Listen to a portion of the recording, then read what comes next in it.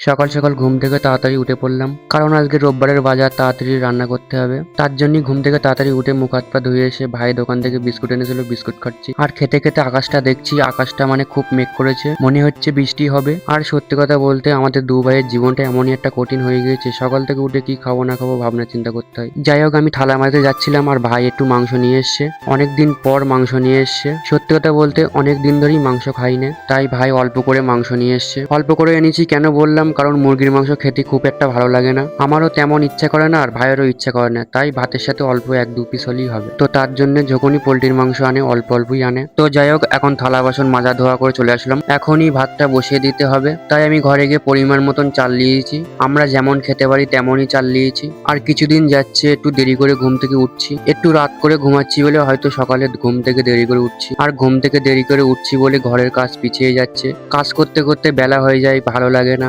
শরীরটাও একটু বয় না। তো যাই হোক, ভাই বলছে খিদে পেয়েছে, তাড়াতাড়ি ভাতটা বসিয়ে দিতি। আর হ্যাঁ, রাতে ঘুমাতে একটু লেট হয়ে যায়, কারণ ভিডিও অনেক এডিট করতে হয় তার জন্য। তোমরা যারা বলো একটা ভিডিও করতে সহজ, সত্যি কথা বলতে যে ভিডিও করে, যে ভিডিও বানায় সেই বুঝতে পারে যে একটা ভিডিওর পেছনে কতটা খাটতে হয়। আর আমি বেশি অংশ রাত্রেবেলা এডিট করি, তার জন্য হয়তো ঘুমাতে লেট হয়ে যায়। তো যাই হোক, আমি বাঁচাকোটা করতে বসে গিয়েছি, আর বাঁচাকোটা করতে করতে পুরনো কথা মনে পড়ছে, বাবা মার কথা মনে পড়ছে খুব। এই কথাটা মনে হচ্ছে আগের সকালে ঘুম থেকে বেলা করে উঠলে বাবা মা ডেকে দিত, এমনকি মাঝে সাঝে আমরা দু ভাই ঘুমাতাম, আমাদের মাথার গোড়ায় এসে বাবা হাত বোলাতো আমাদের মাথায়। আর যখন এসব কথা মনে হয় না, তখন ভীষণ মন খারাপ হয়ে যায়। সত্যি কথা বলতে বাবা মার অনেক মিস করি, মাঝে সাঝে এমন কথা ভাবি যে আগের দিনগুলো কোথায় চলে গিয়েছে। আর যখনই ওদের কথা ভাবি, ওদের মুখটা চোখের সামনে ভেসে ওঠে। তো যাই হোক বন্ধুরা, আমাদের মনের কথা বলতে গিয়ে তোমাদের মনটা স্যাড হয়ে যাবে, আর আমি চাই না তোমাদের মনটা স্যাড হয়ে যাক। মনের কষ্টের কথা অনেক আছে, বললে শেষ হবে না। পুরনো স্মৃতি, পুরনো কথা সবসময় মনে হয়, তাই তোমাদের সাথে শেয়ার করি বন্ধুরা,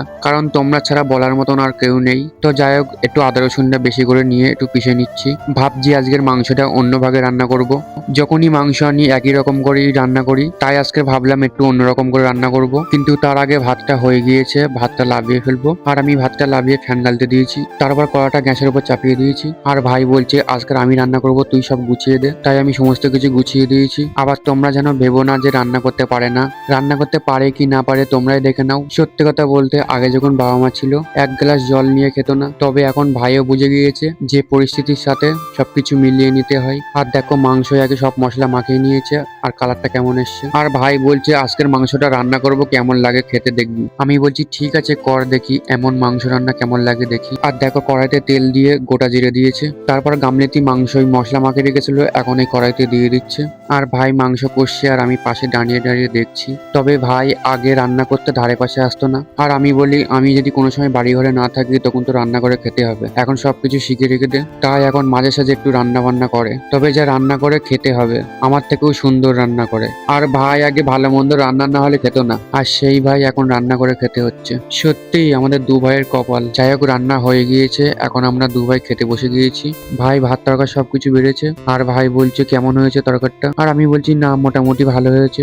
তো যাই হোক বন্ধুরা, আজকের ভিডিওটা এই পর্যন্ত, কেমন লেগেছে কমেন্টে অবশ্যই জানাবে। টাটা।